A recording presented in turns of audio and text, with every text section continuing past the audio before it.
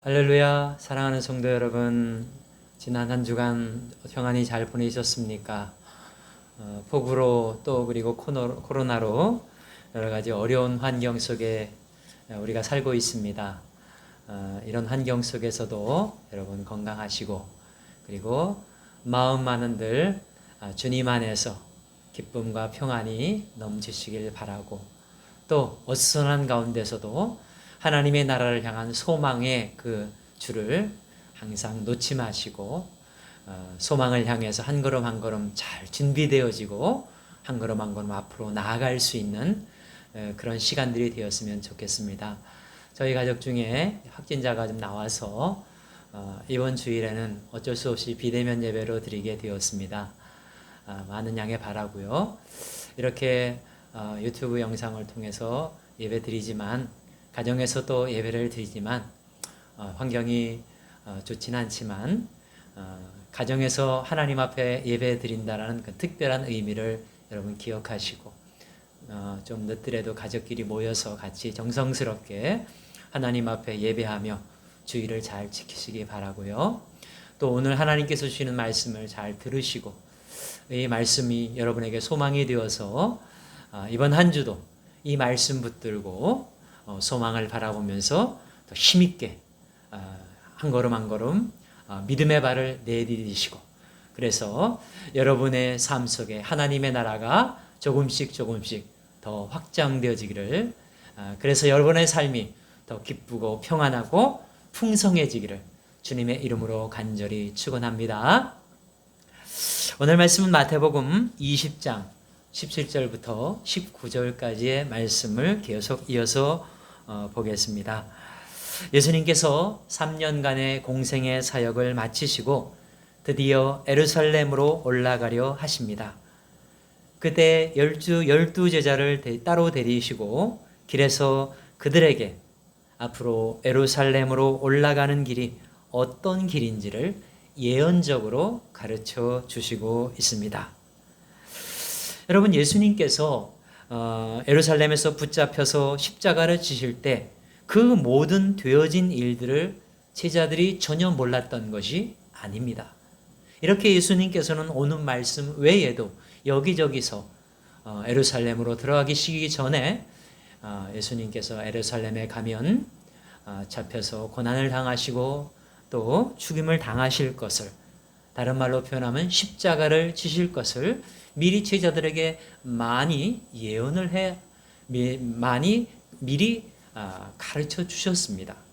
그런데도 제자들은 전혀 몰랐던 것처럼 그 일을 당했죠. 그래서 예수님이 붙잡혀 가실 때 뿔뿔이 흩어졌던 것입니다. 그렇다면 예수님께서 이렇게 예언적으로 미리 말씀을 해주셨음에도 불구하고 왜 제자들은 그것을 기억하지 못했을까요? 단순하게 표현하면 귀담아 듣지 않았기 때문이죠. 근데 왜 그들이 예수님의 말씀을, 정말 중요한 이 생명의 말씀을 제자라고 하면서 귀담아 듣지 않았을까요?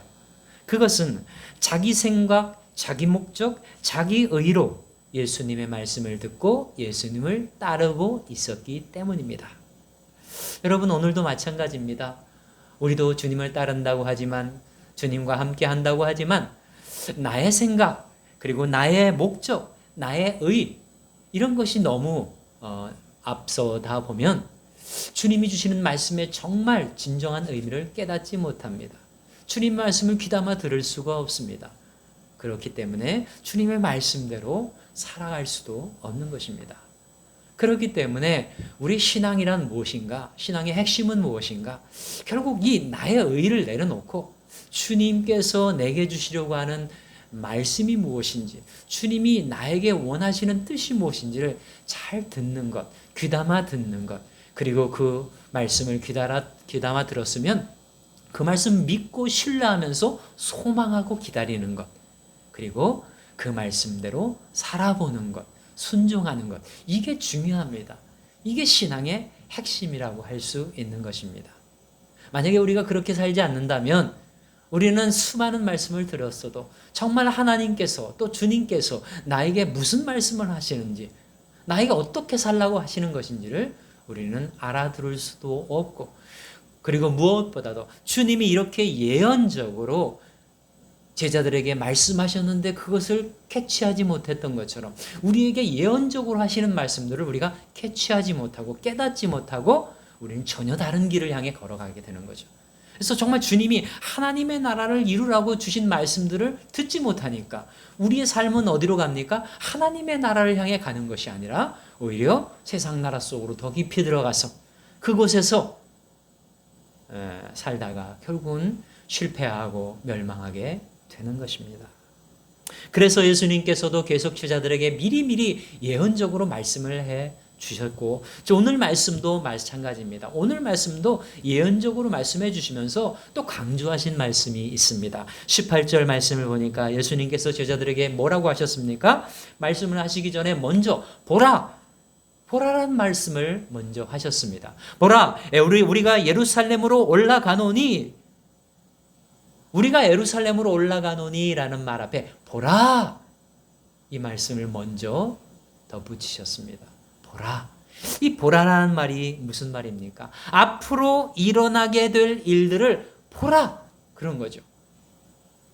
내가 예언한 대로 이루어질 것을 보라. 내가 말한 대로 반드시 이루어질 것인데 한번 보라 이거예요. 이 말이 뭡니까? 그것은 지금 내가 하는 말을 믿어라. 지금 내가 하는 말을 잘 귀담아 들어라. 지금 내가 하는 말을 꼭 기억하고 그것이 성취될 것을 소망하면서 그 소망의 날까지 잘 걸어가서 반드시 그것을 보라. 그런 뜻이죠. 여러분, 오늘 우리에게도 주님은 똑같이 말씀하시는 겁니다. 보라. 여러분, 우리가 설교할 때 많은 말씀을 듣습니다. 그때마다 주님은 계속 말씀하시는 거예요. 보라. 내가 너희에게 말한 대로 이루어 주겠다. 내가 너희에게 말한 대로 이루어질 것이다. 보라. 이 보라라는 말은 믿으라, 기억하라, 그런 뜻입니다. 근데 우리는 그런 걸 잘 듣지 못하고 믿지 못하고 기억하지 못하죠. 왜요? 내 생각이 너무 강하다 보니까, 나의 목적이, 세속적인 목적이 너무 강하다 보니까, 나의 의가 너무 강하다 보니까 그 주님이 내게 주시는 말씀들을 잘 듣지 못하고 믿지 못하고 기억하지 못하고 소망하며 기다리지 못하는 것이고, 그렇기 때문에 결국은 성취되는 일도 보지 못하는 것입니다. 여러분, 오늘 주님께서 하시는 말씀, 보라 하시는 이 말씀을 잘 귀담아 들으시고, 주님이 무슨 말씀을 하시든 잘 그 말씀을 들으시고 그 말씀이 이루어질 것을 꼭 믿으시고 소망하며 기대하며 기다리며 기도하며 결국은 그날을 보시기를 주님의 이름으로 축원합니다. 자, 그래서 예수님께서 오늘 제자들에게 보라 그러시면서 우리가 예루살렘으로 올라가노니라고 말씀하셨습니다. 우리가 예루살렘으로 올라가노니. 여러분, 여기서 예루살렘으로 올라간다는 말이 무슨 말입니까? 지금 예수님은 예루살렘으로 왜 올라가십니까? 공생의 3년 기간 동안 주님은 예루살렘에 잠시 명절 기간에 방문은 하셨지만 예루살렘에서 사역을 하지는 않으셨습니다. 예수님의 공생의 사역의 대부분은 예루살렘 밖에서 이루어졌습니다. 특히 이스라엘 변방에 죄인과 세리들, 가난한 사람들, 소외된 사람들이 사는 그런 곳에 가서 많이 복음을 전하셨습니다. 그러다가 이제 공생의 3년 기간이 끝날 때쯤 예루살렘으로 들어가셨습니다. 사역을 하시기 위해서. 공생의 가장 마지막에 가장 중요한 사역을 하시기 위해서. 그 사역이 어떤 사역입니까? 온 세상의 죄를 대속하시기 위해서 십자가를 지시는 사역입니다. 온 세상의 죄를 영원히 대속하시기 위해. 여러분이 영원히 대속하고 완전히 대속한다라는 것은 사람이 할 수 있는 일이 아닙니다. 오직 예수님만이 하실 수 있는 일이에요. 예수님은 어떤 분이십니까? 예수님은 하나님의 아들이시오. 완전한 하나님이시죠. 그리고 예수님은 또 이 땅에 태어나신 완전한 인간이셔요. 그래서 인간의 모든 삶을 다 체휼하셨어요. 다 경험하셨어요. 그리고 예수님 자신이 지금 인간의 몸으로 계셔요. 이런 분이 모든 것을, 모든 죄를 대속하실 수 있는 그 완전성과 영원성을 가질 수 있는 거예요. 그래서 예수님은 인성과 신성을 동시에 가지신 분인 거죠. 이 세상에 인성과 신성을 가진 존재는 없어요. 그렇기 때문에 인간의 모든 죄를 완전히 영원히 대속할 수도 없어요. 그러나 하나님께서 보내주신 예수 그리스도, 우리 주님은 완전한 인성과 완전한 신성을 가지셨어요. 그렇기 때문에 모든 세상의 죄를 다 완전하게, 영원하게 대신 속죄하실 수가 있었던 것입니다. 그 일을 마지막으로 하시기 위해서 이제 예루살렘으로 들어가시는 거예요. 그러니까 얼마나 중요한 순간입니까? 예루살렘으로 올라가서 예수님께서 십자가를 지시고 온 세상의 죄를 다 대신 속죄하시면 어떤 일이 일어납니까? 구원을 향한 문이 열리는 거예요. 물론 예수님이 속죄를 다 했다고 모든 세상 사람들의 죄가 다 속죄가 돼서 다 구원받는다. 그건 아니죠. 예수님은 구원의 문만을 열어놓으신 거예요. 그러면 이제 어떻게 해야 합니까? 이제 온 세상 사람들은 다 그 예수 그리스도, 하나님께서 유일하게 만들어 놓으신 구원의 길, 그 문으로 들어올 수 있어야 되는 거죠. 그건 하나님께서 막 밀어서 들어가게 하시는 게 아니에요. 본인들의 의지로 본인들 스스로 들어와야 되는 거예요. 무엇을 통해? 믿음을 통해. 그래서 믿음이라는 것이 중요한 겁니다. 이 하나님께서 우리를, 죄인들인 우리를, 사망과 멸망의 길로 가는 우리를 불쌍히 여기셔서 사랑하셔서 우리의 구원의 길을 주셨어요. 그게 바로 예수 그리스도. 예수 그리스도께서 십자가를 통해서 온 세상의 죄를 대신 속죄하시는 이 엄청난 하나님의 구원의 사건, 사랑의 사건을 믿음으로 받아들이는 자에게, 그 하나님의 사랑을 믿음으로 영접하는 자에게, 이 땅에 오셔서 피 흘리시며 구원을 이루신 예수 그리스도의 그 사랑과 그 십자가를 영접하는 자에게, 믿는 자에게 구원을 베풀어 주시기로 하나님이 작정하신 거예요. 그래서 그렇게 구원의 문을 열어주신 거예요. 그래서 예수님께서 예루살렘에 올라가셔서 하시는 가장 중요한 일은 바로 그렇게 십자가를 지시는 일이에요. 온 세상의 구원을 이루시기 위해서, 구원의 문을 여시기 위해서 십자가를 지시는 일을 하시는 거죠. 그래서 예루살렘으로 올라간다는 말의 의미는 이제 이 구원의 문을 여신다라는 거예요. 그리고 또 하나, 그 예루살렘은 어떤 곳이었습니까? 하나님의 성전이 있는 곳이었어요. 그런데 지금 성전이 어떤 모습입니까? 하나님의 영광이 떠난 성전이에요. 겉으로는 화려하고 웅장하게 지어졌지만 거기 하나님이 계시질 않아요. 그러니까 성전이, 본질적인 성전이 다 무너져 버린 거예요. 하나님의 영광이 사라진 거예요. 하나님이 계시지 않는 곳이에요. 그곳에 예수님께서 들어가셔서 뭘 하신다는 겁니까? 다시 일으켜 세우시는 거예요. 하나님의 그 영광스러운 성전의 기능을 다시 회복시키는 거예요. 여러분, 하나님의 영광스러운 예루살렘 성전의 기능이 뭡니까? 구원이죠. 구원. 성전에서 짐승을 잡아서 피를 흘리면서 속죄하는 거잖아요. 하나님 앞에 제사 드리면서 속죄하는 거잖아요. 성전의 가장 중요한 기능은 첫 번째가 속죄예요. 왜? 내가 죄를 속하고 정결해져야만 하나님을 만날 수 있기 때문에, 하나님의 음성을 들을 수 있기 때문에, 하나님께서 주시는 복을 받을 수 있기 때문에. 그래서 먼저 속죄를 해야 되는 거예요. 그래서 성전의 중요한 기능은 첫 번째가 속죄의 기능이고 두 번째가 하나님을 만나는 기능. 하나님을 만나서 뭐합니까? 하나님의 말씀을 듣고 그 말씀에 순종하면서 복을 받는 거죠. 그러니까 만나는 기능이 정말 중요합니다. 근데 예수님께서 십자가를 지신 후에 어떤 일이 발생했습니까? 예루살렘 성전의 그 성소와 지성소 사이에 휘장이 찢어졌어요. 다시 말하면 성소와 지성소가 하나가 되었다는 거죠. 여러분, 지성소는 어떤 곳이에요? 하나님을 만나는 곳이에요. 성소는 어떤 곳이에요? 하나님을 만나는 곳이 아니라 하나님께 기도하는 곳이에요. 근데 이게 하나가 된 거예요. 이 말이 무슨 말입니까? 성소에는 제사장들만 들어갈 수 있었어요. 지성소에는 대제사장만, 그것도 1년에 한 번 있는 대속죄일에 한 번 들어갈 수 있었던 거예요. 그러니까 지성소에는 아무나 못 들어가고 아무 때나 못 들어오는 거예요. 이스라엘 백성들은 전혀 못 들어오는 것이죠. 이스라엘 백성들은 이 성소에도 들어올 수가 없어요.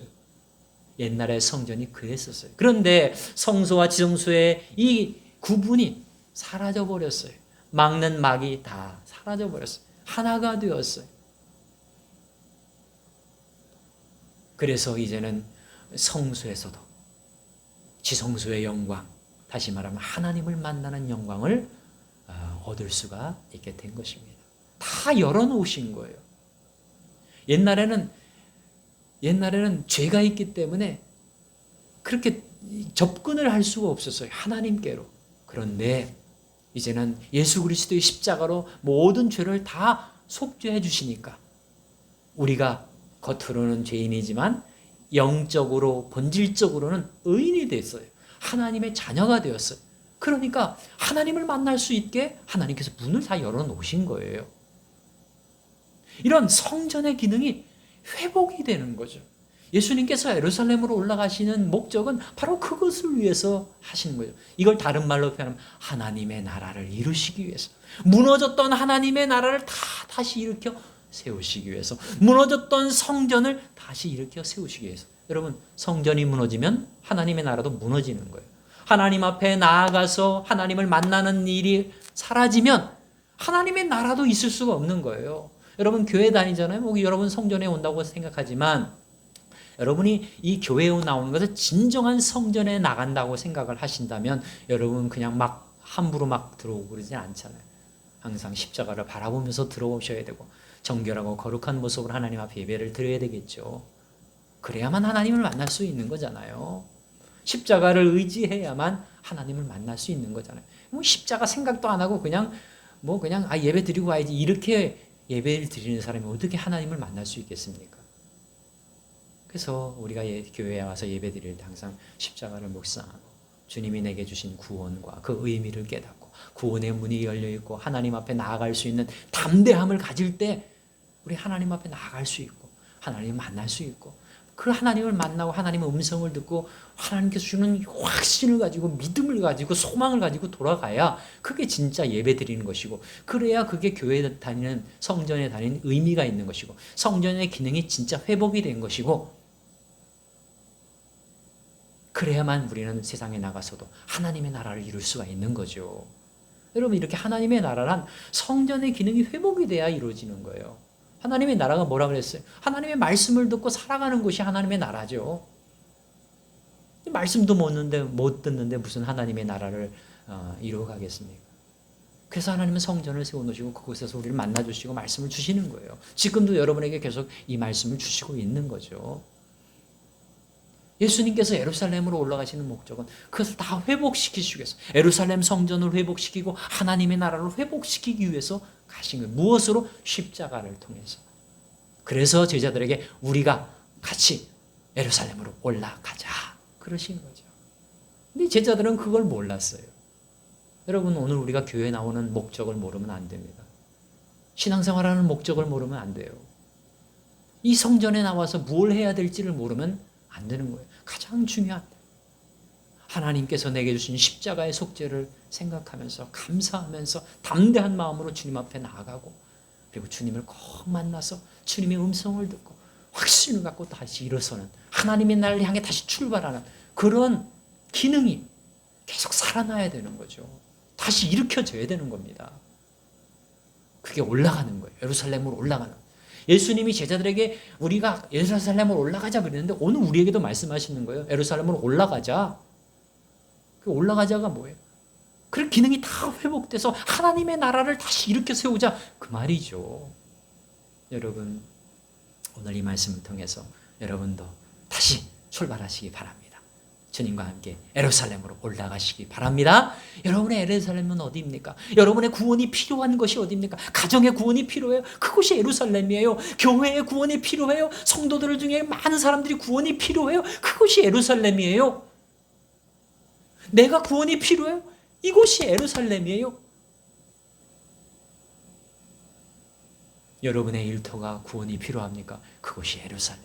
그곳으로 올라가서 그곳에서 하나님을 만나고 하나님의 말씀을 듣고 하나님의 말씀대로 살아가는 그런 삶이 있어야 되는 거죠.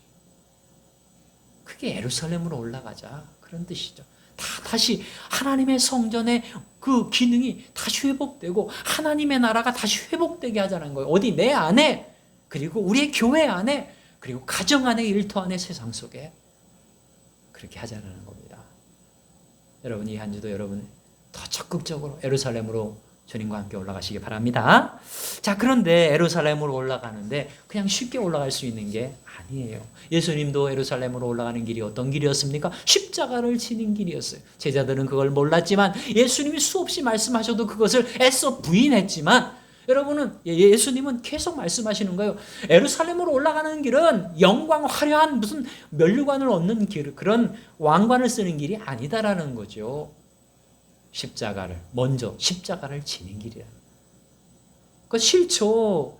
여러분, 제가 여러분들에게도 여러분 예루살렘 길로 갑시다. 예루살렘으로 올라갑시다. 자, 이제 십자가를 집시다. 그러면 그 좋아할 사람이 어디 있겠어요? 십자가를 좋아할 사람은 아무도 없습니다. 다 힘들고 그러니까 싫어하죠. 근데 예수님께서는 제자들에게도 그렇고 우리에게도 말씀하시는 거예요. 나와 함께 십자가를 지러 예루살렘으로 올라가자 그러시는 거죠. 그럼 어쩔 수 없이 그 십자가 져야 되는 것 아니에요? 그러실 수가 있어요. 그런데요, 우리가 한 가지 생각해야 될 거 있습니다. 주님이 우리에게 너의 십자가를 져라, 자기 십자가를 지고 나를 따르라, 그렇게 말씀하실 때 그 자기 십자가란 무엇입니까? 마태복음 16장 24절에서 예수님께서 누구든지 나를 따라오려거든 자기를 부인하고 자기 십자가를 지고 나를 따를 것이니라. 자기 십자가를 지고 나를 따르라 그러셨어요. 그 자기 십자가가 뭡니까? 우리가 생각할 때 막연히 예수님처럼 힘들게 십자가를 지는 것 아닌가 이렇게 생각할 수도 있습니다. 그러나 예수님께서는 마태복음 11장 28절에서 분명하게 이렇게 말씀하셨습니다. 수고하고 무거운 짐진 자들아 다 내게로 오라. 내가 너희를 쉬게 하리라. 나는 마음이 온유하고 겸손하니 나의 멍에를 메고 내게 배우라. 그리하면 너희 마음이 쉼을 얻으리니 이는 내 멍에는 쉽고 내 짐은 가벼움이라 하셨습니다. 주님이 이 십자가라고 하는 정말 힘들고 어려운 멍에를 지셨어요. 무거운 짐을 지셨어요. 그리고 우리에게는 힘들지 않은 쉬운 멍에를 짊어지게 하셨어요. 그리고 가벼운 짐을 짊어지게 하셨어요. 그러니까 무거운 것은 다 주님이 지시고 어려운 것은 다 힘든 것은 주님이 지셨고 이미 지셨고 이제 우리에게는 쉬운 멍에 가벼운 짐을 주셨다라는 거예요. 그게 뭐예요? 자기 십자가예요. 자기 십자가라는 건 그렇게 무거운 게 아니고 그렇게 힘들고 어려운 게 아니에요. 여러분 그거 지다가 다 쓰러져 죽게요? 우리 주님이 우리에게 주는 것은 그렇지가 않아요. 그리고 사람마다 다 달라요. 믿음의 분량에 따라 다 달라요. 사람의 환경과 상태에 따라 다 달라요. 짐이 달라요. 그러니까 십자가를 지라 그러면 무조건 무겁다고 생각하지 마세요. 여러분 자신에게 그냥 맞는 십자가예요. 감당하지 못할 시험당함을 허락하지도 않으시고 그리고 너무 무거운 짐을 여러분에게 지우지도 않으셔요. 그냥 여러분의 믿음의 분량에 맞게 여러분이 질 수 있는 만큼 지라는 거죠. 그런데 자기 십자가란 그 무게를 무겁다고 그렇게 생각하면 안 되는 거죠. 가벼운 걸 주시는 거죠. 단 정말 우리가 져야 할 그게 있는 거죠. 그걸 깨달아야 되는 겁니다. 예를 들어서 내가 가정에서 내가 져야 될 나의 십자가가 무엇인지 깨달아야 됩니다. 어떤 사람은 그냥 내가 다 희생하고 다 참고 내가 다 뭐 그냥 섬겨주고 그래야지. 그건 아니죠. 그거 못하잖아요. 그게 얼마나 무거운 십자가예요. 주님이 그걸 지라는 게 아니라 이것도 하나님께 물어봐야 되는 거죠. 하나님의 음성을 잘 듣고 내가 져야 될 십자가 무엇인가?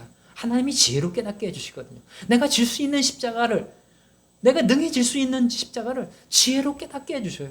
내가 이렇게 하면 되겠구나. 내가 이렇게 하면 되겠구나. 이렇게 해서 우리 가정을 하나님의 나라로 만들어야 되겠구나. 이렇게 자기 십자가를 주신단 말이에요. 그런데 우리가 보통 가정에서 행할 때 뭘 어떻게 합니까? 자기 십자가를 생각하지도 않아요. 그냥 무조건 내 마음, 내 감정, 내 생각, 내 의지에서 나오는 대로 그냥 막 나가는 거거든요. 내 입에서 나가고 내 행동에서 나가는 거거든요. 그러면 안 된다라는 거예요. 자기 십자가를 져라. 이 자기 십자가라는 말을 우리는 너무나도 큰 무거운 그냥 짓누른 그 무게 압박으로 생각을 해요. 그렇지 않아요. 가볍고 쉬운 겁니다. 그런데 정말 필요한 거예요. 내가 질 수 있고 져야 하는 것입니다. 그걸 깨달아야 되는 거예요. 하나님이 주시는 지혜로 그걸 깨달아야 됩니다. 그러면 능히 질 수 있는 거죠. 그리고 그것을 질 때 정말 놀라운 하나님의 나라가 세워질 수가 있는 거죠. 여러분, 주님께서 바로 그것을 지라는 거예요. 그래서 누구든지 자기 십자가를 지고 나를 따르라, 주님을 따르라라고 말씀하신 거죠. 주님의 말씀에 순종하면서 살아가라는 거죠. 자, 그러면 그러기 위해서 우리가 필요한 게 뭡니까? 예수님께서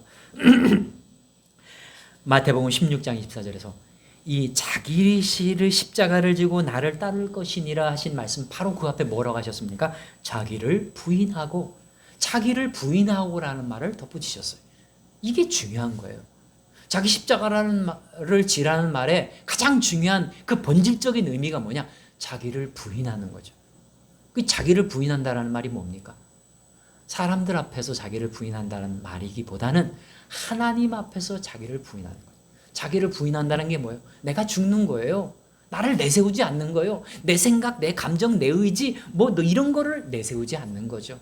그럼 뭐 어떻게 하는 겁니까? 먼저 주님의 생각, 주님의 마음, 주님의 뜻, 이걸 먼저 생각하려고 하는 거죠. 주님, 어떻게 하면 좋을까요? 주님께 먼저 물어보는 거죠. 주님께 먼저 들으려고 하는 거예요. 귀담아 들으려고 하는 거죠. 왜? 내가 하면 안 되니까. 내가 하면 문제가 생기니까 주님께서 하라는 대로 해야 되는 거죠. 주님께서 하라는 대로 해야 되겠다라는 생각을 갖는 거예요.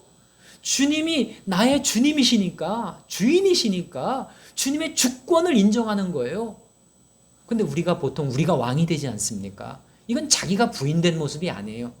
자기를 부인한다는 것은 내가 왕이 돼서는 안 된다라는 거예요. 우리 주님이 왕이 되어야 된다라는 거죠.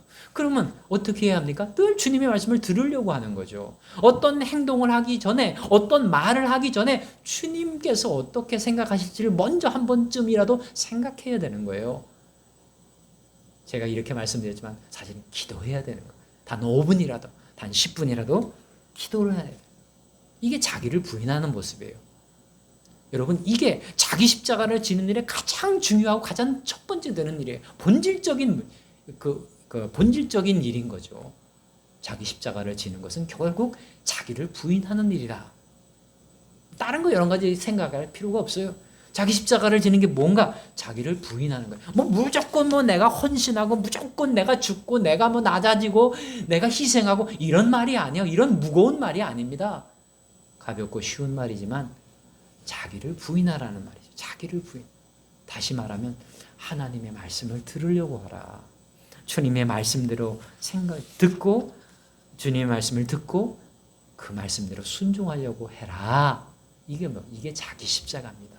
여러분, 이 십자가를 지라는 거예요. 예루살렘으로 올라가는 길은 그 하나님의 나라를 이루는 길이고 모든 것을 다시 회복시키는 길인데, 그 길을 가려면 자기 십자가를 져야 되는 거예요. 나를 부인하고 주님의 말씀을 듣고 순종하려는 태도를 가져야 돼요. 그거는 쉬운 일은 아니에요, 사실은. 여러분, 내 뜻대로 하기가 쉽습니까? 주님의 뜻대로 하기가 쉽습니까? 주님의 뜻대로 하기가 정말 쉽지 않아요. 내 뜻대로 하는 게 쉽잖아요. 그래서 막 하고 있잖아요. 주님의 뜻대로 하는 건 쉽지 않아요. 때로는 내가 손해볼 수도 있어요. 그것 때문에 어려움을 겪을 수도 있어요. 그러나 그것을 해야만 합니다. 하나씩 둘씩 자꾸 해야만 합니다. 주님의 말씀대로 살아야만 합니다. 그것이 우리 그리스도인들이 해야 할 일이에요. 그것이 나의 십자가입니다.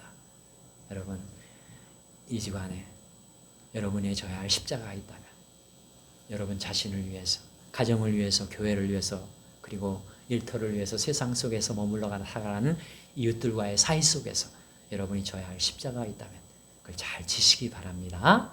그거는 무조건 헌신 봉사하라는 소리가 아니라 그 속의 상황 속에서 하나님의 말씀을 듣고 순종하려는 태도를 가지라는 말입니다. 자기를 부인하라는 말입니다.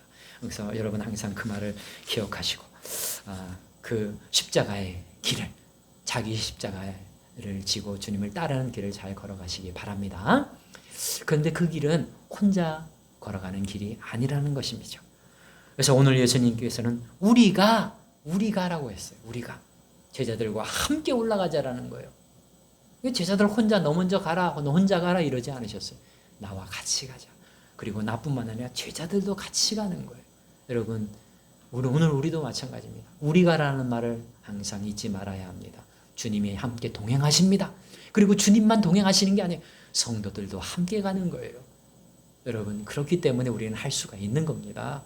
여러분, 나 혼자 예수 믿고 나 혼자 하나님 믿으면 그게 하나님의 나라를 이룰 수 있겠습니까? 그거 쉽지 않아요.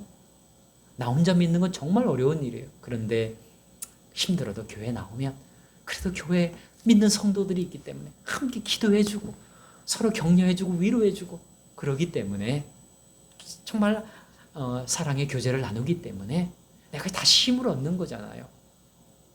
교회 오면 제가 부족하지만 저도 만나고 또 제가 기도도 해드리고 그러면서 힘을 얻는 거잖아요. 만약에 교회가 없다면 우리가 어떻게 하나님을 믿을 수 있겠습니까? 우리가 어떻게 예수 그리스도를 믿고 따라갈 수가 있겠습니까? 그래서 우리 하나님께서는 교회라는 공동체를 주신 거예요. 그렇기 때문에 이 교회 중심의 삶을 살아야 합니다. 교회 중심의 삶을 살지 않으면 나는 언제든지 무너질 수가 있는 거예요. 그래서 주님께서는 오늘도 그러는 우리가 이거 뭐예요? 교회 속에서 교회와 함께 나와 함께 우리와 함께 십자가의 길을 걸어가자 그렇게 말씀하시는 거죠. 여러분 교회 중심의 삶을 더 힘있게 살아가시기 바랍니다. 여러분은 혼자가 아닙니다. 우리 성도님들이 계시고 저도 있고 우리 모두가 같이 함께 싸우는 길입니다. 여러분 항상 그것을 잊지 마시고 여러분이 걸어가는 십자가의 길 더 힘있게 걸어가실 수 있기 바랍니다. 자, 그리고 두 번째로, 첫 번째로는 예루살렘으로 올라가는 길, 그것은 십자가를 지는 길이다. 근데 두 번째, 또 한편으로는 십자가만 지는 길이 아니에요. 그 길은 부활의 길이라는 거죠. 부활의 영광을 얻는 길이라는 거죠. 오늘 예수님께서 말씀하셨습니다. 19절에 이방인들에게 넘겨주어 그를 조롱하며 책짓질하며 십자가에 못 박게 할 것이나, 여기까지 십자가에 대해서 말씀하셨어요. 근데 마지막에 짧은 구절이지만 제3일에 살아나리라. 오늘 본문에는 짧게 나왔지만 다른 성경 구절에는 많이 길게 나와 있습니다. 제3일에 살아나리라. 예수님 부활하실 것을, 부활의 영광을 얻으실 것을 약속하고 계시는 거죠. 예언적으로 말씀하고 계시는 거예요. 여러분 이것이 중요합니다. 오늘 우리의 삶 속에서도 이것이 중요합니다. 주님께서 오늘 우리에게도 말씀하시는 거예요. 너희들이 십자가의 길을 걸어갈 것이나 그 길이 그렇게 쉽지는 않지만 그렇게 어렵지는 않지만 그래도 그렇게 쉬운 것은 아니죠. 때로는 고난이 있을 수도 있어. 그러나 그럼에도 불구하고 그 뒤에 그 십자가의 길 뒤에 부활의 영광을 얻게 될 것이니 당연히 걸어가야 되지 않겠느냐. 담대히 걸어가야 되지 않겠느냐. 소망을 바라보면서 힘있게 발걸음을 내디뎌야 되지 않겠느냐. 그렇게 말씀하시는 거예요. 우리에게 부활의 영광을 약속하고 계시는 겁니다. 여러분 제3일에 살아나리라. 메말랐던 것들이 다 다시 살아나리라. 죽어가던 것들이 다 다시 회복이 되리라. 우리에게 부활의 영광을 약속해 주시는 겁니다. 여러분 이 부활의 영광은 저 영원한 천국의 부활체가 되어서 저 영원한 천국에 들어가서 영원한 안식을 누리는, 영원한 하나님의 영생의 복락을 누리는 그것만을 얘기하는 것이 아닙니다. 그것은 더 제일 좋은 것이죠. 상상할 수 없을 정도로 좋은 것이죠. 우리는 반드시 그것을 얻을 것이고 그리고 얻어야 되겠죠. 그런데 이 땅에서도 그것을 미리 조금 맛보는 것이지만 세상에서 주는 행복과는 전혀 다른 정말 가장 좋은 것, 젖과 꿀이 흐르는 가나안 땅과 같은 그런 하나님의 풍성한 하나님의 나라의 열매들을 이 땅에서 살아갈 동안 우리에게 주시는 것, 이게 뭐예요? 부활의 영광. 다 다시 살리시는 거죠. 죽었던 것들을 다 다시 살리시는 거예요. 메말라갔던 것들을 다 다시 살리시는 거예요. 여러분의 죽어가던 가정도 다 다시 살리시고, 여러분의 죽어가던 마음도 다 다시 살리시고, 회복시키시고, 교회도 회복시키시고, 여러분의 일터와 여러분의 모든 삶을 회복시키시는 거예요. 다시 살리시는 거예요. 그런 영광을 우리에게 주시겠다라는 겁니다. 십자가의 길 뒤에 바로 그런 영광이 반드시 찾아올 것이니, 그런 하나님의 날이, 하나님의 때가 올 것이니, 그것을 기대하면서 그걸 소망하면서 어떻게 하라? 십자가의 길을 담대하게 걸어가라. 그렇게 우리에게 말씀하시고 또 약속하시고 있는 것입니다. 그래서 사도 바울도 로마서 8장 17절에서 이렇게 말씀했습니다. 자녀이면 또한 상속자 곧 하나님의 상속자요 그리스도와 함께한 상속자니 우리가 그와 함께 영광을 받기 위하여 고난도 함께 받아야 할 것이니라. 생각하건대 현재의 고난은 장차 우리에게 나타날 영광과 비교할 수 없느니라. 사도 바울이 여기에 장차 우리에게 나타날 영광을 말씀했는데, 이것은 저 영원한 천국에서 얻을 영광, 그 영광을 말하는 동시에 이 땅에서 하나님께서 우리에게 주실 영광, 구원, 우리의 모든 삶을 다 회복시키고 구원해 주시면서, 건져내 주시면서, 메마르고 죽어가던 것을 다 다시 살리시면서 우리에게 다시 살아나는 영광, 부활의 영광을 주실 것을, 그것을 기대하면서 바라보면서 지금 사도 바울이 장차 우리에게 나타날 영광과 비교할 수 없느니라 그렇게 말하고 있는 것입니다. 여러분, 우리도 이런 믿음을 가져야 합니다. 이 말씀을 믿어야 합니다. 이런 부활의 영광을 기대해야 됩니다. 영원한 천국에서 주실 부활의 영광을 기대해야 하고, 그리고 이 땅에서 주님 안에 주님 따라가면서 주님 말씀대로 살면서 하나님의 나라를 이루어 갈 때 하나님께서 그 나라 속에서 주시는 이 놀라운 부활의 영광을 반드시 맛보게 하실 것이다. 다 회복시키실 것이다. 이런 믿음을 가져야 합니다. 십자가의 길을 걸어갈 때, 자기 십자가를 지고 주님을 따라갈 때 하나님께서는 반드시 이런 나를 보게 주실 것입니다. 이런 영광을 맛보게 주실 것입니다. 여러분, 그것을 믿으시기 바랍니다. 그래서 이제 이번 주도 한 걸음 한 걸음 내가 져야 할 십자가, 나의 십자가가 무엇인지를 기도하시고 깨달으시고 하나씩 둘씩 실천해 나가시기 바랍니다. 하지도 못할 것 하지 마시고 할 수 있는 것, 해낼 수 있는 것, 능히 할 수 있는 것, 그것부터 하나씩 둘씩 실천해 나가다 보면 여러분 할 수 없는 것까지도 할 수 있는 사람이 되고요. 그러면 그럴수록 여러분에게 하나님의 풍성한 그 나라가 세워져 가게 될 것입니다. 여러분, 그런 영광의 예루살렘으로 주님과 함께, 성도들과 함께 한 걸음 한 걸음 올라가시는 복된 한 주간이 되시기를 주님의 이름으로 간절히 축원합니다. 기도하겠습니다. 하나님 아버지, 감사합니다. 코로나로 어렵고 폭우로 어렵고 또 무더위로 어려운 이런 여러 가지 상황 속에서 하나님의 나라를 이룬다는 것은 참으로 어려운 일로 생각되지만, 그러나 나 혼자 하는 일이 아니라 우리 주님과 함께 하는 일이요, 교회와 함께 하는 일이요, 성도들과 함께 걷는 길임을 기억하고, 그리고 주님께서 우리에게 지어주신 나의 십자가는 정말 무겁고 힘든 것이 아니라 쉽고 가벼운 것이라는 것을 깨닫고, 내가 질 수 있는 그 십자가 잘 깨닫고 잘 질 수 있도록 인도해 주시옵시고, 그 십자가의 길 뒤에 하나님께서 반드시 허락해 주실 부활의 영광의 미래가 있다라는 사실을 소망하면서 이 한 주간도 한 주간 한 걸음 한 걸음 믿음으로 소망으로 걸어나가게 해 주시고 선한 열매를 맺어갈 수 있는 복된 한 주간이 되게 해 주옵소서. 하나님께서 사랑하는 성도들의 가정과 일터와 그 모든 삶을, 그 인생을, 그 마음을 다시 살아나게 해주시길 원하며 예수 그리스도의 이름으로 기도하옵나이다. 아멘. 네, 감사합니다. 여러분, 이렇게 가끔 가정 예배 드리는 것도 의미가 있습니다. 정말 어렵죠.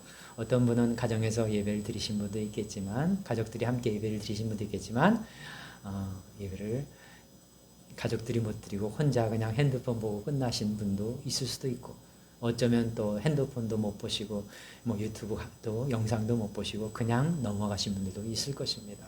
각자 믿음의 분량대로 하는 것입니다.